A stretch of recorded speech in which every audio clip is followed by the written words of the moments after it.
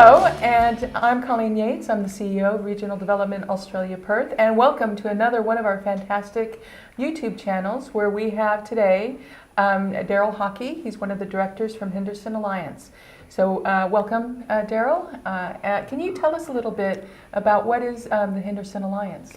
Well, the Henderson Alliance was formed just over a year ago by a group of interested SMEs, small to medium enterprises, who are either wanting to expand their presence in the defence industry in WA or to enter it for the first time. So the Alliance was set up to promote the capabilities of SMEs in the state and also to provide that platform where SMEs could come together to partner, to collaborate and to innovate. Fantastic. So in that year, how many members do you have? Well, we've got 49 members already, so we're doing pretty well, and that's been organic growth. We haven't gone out on any active recruiting campaign. We've got a lot of interest still in the wind. So I think it's something that was needed, genuinely. We're a voluntary organisation. We're just, we're working for each other. And I think the concept of it seems to resonate with the members that we've got. Fantastic. So what are the types of businesses that are involved? What do they do? Well, we've got a full range of businesses. Obviously we've got the heavy engineering type of people who've been doing work in sustainment of the frigates over years, ones that involve with heat exchange, with hydraulics, with electronics, those physical types of services. But we've also got others that have been involved with radar and technology and things like that, with spraying and blasting. It's very interesting to look across the spectrum. We've really covered all sorts of businesses and all sorts of interests that that are involved in the defence industry. Fantastic. So SMEs, the small to medium enterprises, can you explain a little bit what is that?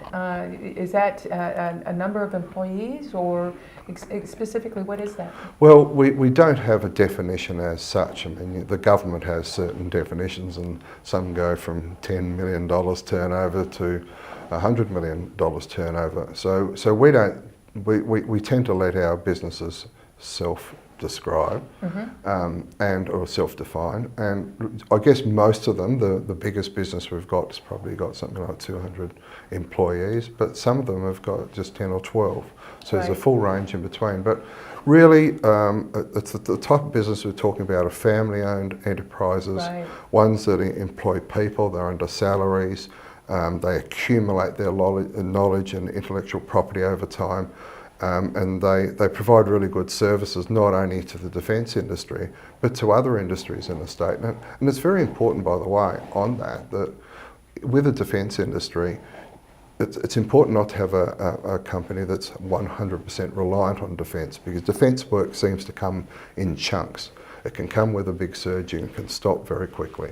So it's very hard to build up the facilities and the workforce to be able to meet the needs of defence. So if these businesses are involved in other sectors with resources and oil and gas and other sectors, they can then come and go a little bit to meet the needs. And at the same time that that's happening, they're picking up skills from other sectors which they can bring and infuse into the defence industry. And we think that's a really, really important thing that SMEs bring to the table. Great.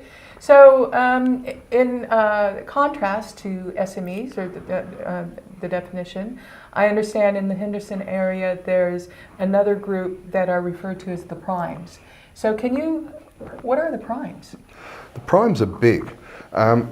Essentially, when you look at the contracting hierarchy, you start with a prime. That's one that's a peak contractor. They will generally break their work up into 2 or 3 lots, and then they'll subcontract that to other peaks or primes. And then they in turn will start pushing their work downwards. Now, we found our experience from the resources construction industry, a lot of SMEs missed out on that work. There are a number of SMEs in Henderson actually went broke. These were fabricators. These are the types of businesses you thought that would have been up front and central. So what happens is sometimes those primes try to keep as much work as they can in their own workshops, and to meet their workload they go out into the labour hire industry, and they hire people in for short periods of time to blast the work out, and then those people go away again. And that works against the interests of SMEs. And part of what we're trying to advocate is the role of SMEs. If SMEs can be included, they can bring a lot better services to the table. We can do the work a lot more professionally, and we can retain our intellectual property and our knowledge, and we can bring that to the table, and that helps de-risk the projects for the primes. So we see there's a great potential for a partnership between the primes and the SMEs to make sure that the defence industry gets what it needs.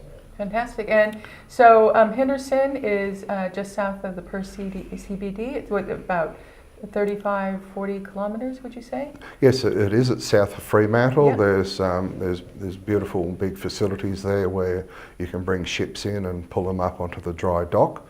The Henderson community that we've got is attached to that. The primes are along the waterfront. There's a big set of common user facilities, and then there are a number of SMEs going on the streets, working back for a kilometre or so from that waterfront. Now, by the way, I should say, as far as Henderson Alliance goes, the word Henderson is our focus, but we're not exclusive. We're open to, when some of our members come from all over Perth, the metropolitan area, and even, you know, I'd like to think that some of the country provincial towns might have some businesses which want to do some work in Henderson, so we're open for that. The other thing that's at Henderson, just nearby, is the Lewin Naval Base, which is Fleet Base West, which of course is very important at the moment, and from a strategic military perspective, a lot of vessels coming there, not just Australian ones, there are US ones, and with the growing importance of the Indian Ocean and the South China Sea, you know, we would expect that there would be more of these vessels and fleets coming from overseas, and to make Perth a temporary port, and we think we can offer them something as well through the sustainment and maintenance and support. There has been a lot of focus in that area. I know that with this state government that they're very keen on pursuing the establishment of an outer harbour. They've appointed a Minister for Defence Issues looking at defence. They've got now Defence West. From RDA's perspective, we've launched our Security and Defence in Western Australia, an economic perspective, to look at all those other opportunities that exist. And I think sustainment of those vessels that do come in is one of those opportunities. So it's really great to hear how the Henderson Alliance is coming together and trying to work quite well in that space. Yeah, well, if you look at the total spend of defence, there's a certain amount that's built on construction. There's 3 or 4 or 5 times of that is going to be spent on sustainment over time. So that's an important thing with West Australia's strategic location. We've got to be set up for the long term to look after that sustainment. So we would see the immediate opportunities in Western Australia of this. First of all, there's the current sustainment of the Anzac frigates and other ones which are coming into the state. There are some other vessels which will be mooring here in the future, like the LHDs and the oilers, the maintenance support ships. They will be coming in and making the Henderson it's their home base here. There are already some submarines come in. There's going to be more of those in the future. They need to clean some away from Adelaide to make the room for the construction programs in there. So we'll see those coming to Perth. So these are all immediate opportunities in sustainment just from the current fleet. As I said before, we see there's going to be an increase in other countries' fleets coming here, so that there may be some possibilities there. There may even be some possibilities from the cruise ship industry. So that's what we've got already. The next opportunity is to come up is for the building of the new ships, which have already been flagged under the Defence White Paper. And so that's a new set of frigates, a new set of OPVs, offshore patrol boats. It's the submarines. We would like to get a share of the work there. And there are other spin-offs as well, which are happening in that program. So we'd like to get a share of that. And then in the longer term, probably from 2030 onwards, we'd like to get a share of the sustainment of these new vessels. Fantastic. So you put all that together, we're talking about a new industry, a whole new economic industry for Western Australia. And this is a once in a generation, or once in a 5-generation opportunity. It's not very often you get the opportunity to see a new industry started from scratch. And when you look at the economic flow-throughs, in Western Australia, it could be up $3, $4 or $5 billion a year spent over more than a decade. The economic impact that can happen would be quite extraordinary. And so it's something that we really want to seize. Yes, there's been a bit of a backing off in the resources construction industry. The resources production industry is still going very well. Oil and gas and mining, that's all still going well. But the surge that we had over recent years has gone away. There's an opportunity now to replace that. And that's what we would really like to see, and that's what we're trying to seize. That's absolutely fantastic, Daryl. So we'll be back in just a little bit to talk a little more. So thank you, everyone who's been paying attention to our YouTube session today. And if you like what we're saying and like what we're doing, press subscribe so we can keep you up to date on things that come out in the future. Thank you.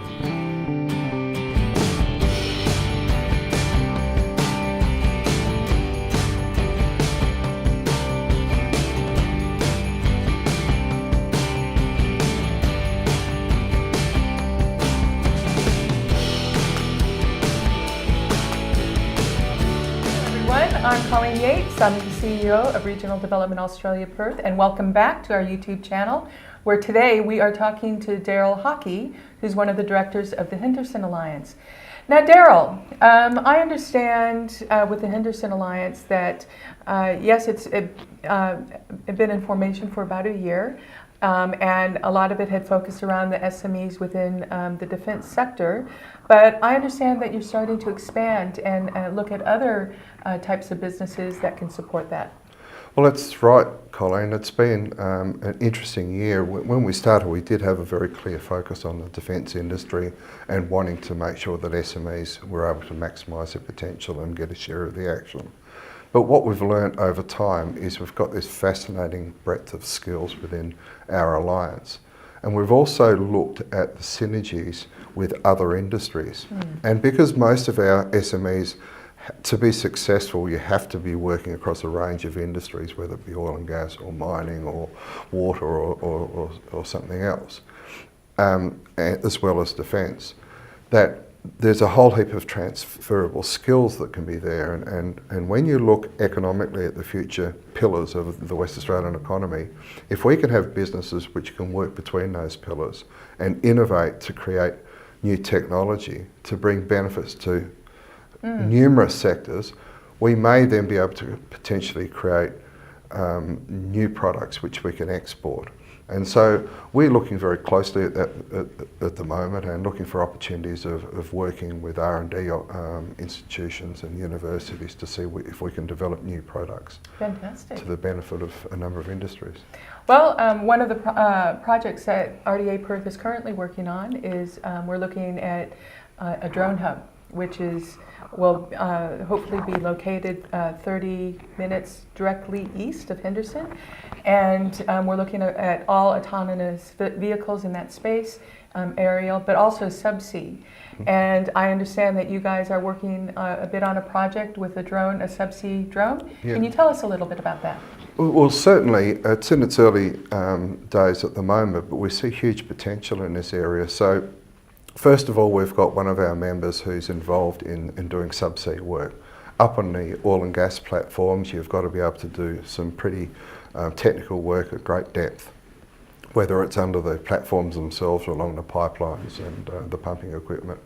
So to do that, you obviously need good drones, underwater drones I'm talking about. At the same time, you can see where the defence industry is going. This is the type of technology which may be able to be brought over. The cost of bringing in a ship and putting it up in the dry dock to clean off its hull is quite extraordinary. It's the hundreds and hundreds and hundreds of thousands of dollars to do something like that. If you're able to do that in the water, you'd be able to save an enormous amount of money and time. So that's an opportunity that we're looking at. But to be able to have a drone that's going to operate as well as it could, it's going to need better technology than what we've currently got. And then we start looking at people who can provide lithium batteries, you know, and in Western Australia we've got an emerging lithium industry. We've got some of the best lithium resources to be mined in the world. There are already processing facilities going ahead, and there are some workers, and you've been involved, looking at opportunities for further technological advancement in that area.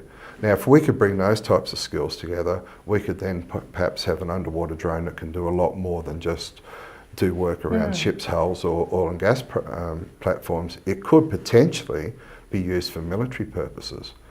If you look at one of the main reasons that the frigate fleets are being built and what they're designed for, it's to find submarines. So perhaps with a fleet of underwater drones working alongside a frigate, who knows, there could be great potential, not just for the Australian military forces, but for overseas military forces as well with our allies. So it's something that's worth looking at, and it's, because it doesn't only have benefits for the resources industry, it has benefits for the defence industry, both from a sustainment perspective and a military perspective. Fantastic. Yes, RDA Perth is working with a number of stakeholders to look at lithium, but even broader than that is all energy metals, so the magnets, because as we move into the space, and to cover off on those things that you're talking about, it's more than just lithium. It's actually all the mums out there in terms of what they can create, and we're naturally abundant, or Western Australia is naturally abundant in that space. So with the Henderson Alliance, I understand that you've been having some really great conversations with defence teaming over in South Australia to try and form an alliance there in terms of the work between South Australia and Western Australia. Yep. Can you tell me a little bit about that? Yeah, sure. I guess the genesis of that came that we, as I said before, we had a number of our members didn't have any experience in defence. They've got all the skills, got amazing skills, mainly from working in oil and gas, but also in mining. And so they're transferable, but they weren't defence ready. They were businesses that weren't used to dealing with the bureaucracy or the terminology of defence. To participate with work with the primes, they might have needed their cyber security facilities to be improved. There's a whole heap of things that people need to do to go through to become what we would call defence ready and to become a good potential partner for an overseas supply chain provider. So in doing that, we realised that we needed to get as much training and support as possible for our members. Now, of course, the government, the state and federal government do assist from time to time in those sorts of training courses, but we wanted to see something more. We could see that there was an urgent need to make connections with some of the primes and to present our members to them. So we wanted to do things a little bit faster. So we started speaking to the Defence Teaming Centre, which is a national body, but it's been based in South Australia all the way along. So you could imagine that their focus has been very much on South Australia. And in our discussions with them, they realised that they probably need to do a little bit more work interstate. A lot of their members are national members rather than South Australian members. So they've come over and they've done a number of sessions and workshops with us. And they've worked one-on-one with a number of our members to help guide them and mentor them down the path. So we've found their work, they're very experienced and they're good people, and they've brought some tremendous services to the state in a hurry. And I think they've made a difference, and that we look like forming a more formal partnership in the future to make sure that their services can continue to be delivered. That's really fantastic, because it sounds like a more collaborative approach in terms of delivering on these defence contracts. Yeah, absolutely, and we're really strong on collaboration. It's an easy word, everybody bounces it around, but it has a bit more meaning for us. The very reason that we were formed is all about collaboration with each other, and collaboration with primes, and collaboration with state government and federal government and other players. But we also see the need to collaborate between states. There is no way in the world that the submarines and the frigates that have been listed for construction in South Australia will all be built in South Australia. You can go and talk to senior members of South Australian government. They won't say this in the media, but if you talk to them, they'll say, yes, we realise that we've got a real problem to deliver. So therefore, there's an opportunity there for Western Australia to come in and support them in doing what they're doing. We can build blocks or modules here which we could send over to South Australia to be assembled. And if that's the case, there's a real need for collaboration between states. and not parochialism, but true collaboration, because it's going to benefit both states if we do that right. And we'd like to think that we can go down the path of some sort of clustering or hubs, so we can work together properly here in Western Australia, but also to do the same in South Australia and then to work between those hubs. And I think if we could get to that level, that would be the best outcome, not only just for SMEs, but I'm talking about for the defence industry as a whole, because there's one thing the defence industry can't afford to do, and that's to blow its schedule out. For most construction projects in Australia blow their schedules out. They lose time and they lose a whole lot of money. Now that's fine if it's private investment going into some private construction project, but here it's taxpayers' money, and this is meeting the defence needs of this country. We can't afford to get this wrong. And so, given that's the case, there's an even higher emphasis or need to make sure that these projects are built on time and on budget. And by having everything put into one place, which has limited resources, that's putting it at a stretch from the start. And we think that if there's some thought goes to the industry development plans in Western Australia, that we can come up with an offering to the national defence industry to say, here's how we can de-risk your construction process, and at the same time maximise the economic benefits to Australia. There's one point I'd like to make, if it's okay. If you look over the last 7 or 8 years, there's been a growth in the business community in Australia. But if you break that down, the SMEs have stayed flat, and all that growth's come from the big end of town. Now, we can't afford for that to keep going, because it's small businesses are the greatest drivers of the Australian economy. 70% of people in Australia are employed by SMEs. So it's really important that some of the government settings are calibrated to make sure that the small businesses can thrive again. And getting back to the point I made before about having primes which source sometimes their labour from the daily labour hire market, that might be good to fix a short-term solution, but in the long term it's not what our industry needs. We need to have SMEs there accumulating that knowledge, having people developing careers in the defence industry, and being able to provide the tailored services that the industry really needs. Fantastic, and thank you, Daryl. It sounds like the Henderson Alliance is doing some really fantastic work, and it sounds like there's a really bright future for the state and industry here and economic development.